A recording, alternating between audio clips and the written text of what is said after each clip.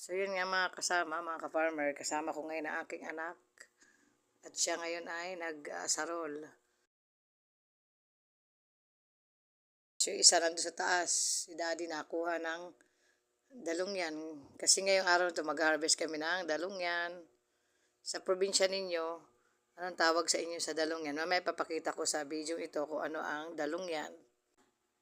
At yun nga guys, andun sa taas si daddy. Pahinga muna siya habang nasususungkit ng dalungyan. Mahirap kasi guys sa baba sungkitin kapag maiksi ang panungkit. Kaya inakyat ni daddy doon.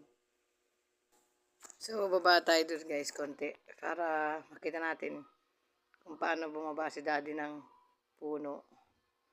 Kaya sabi ko nga ingat siya kasi kung sa bagay mababa naman. Kaya sabi ko lang din ingat-ingat lang na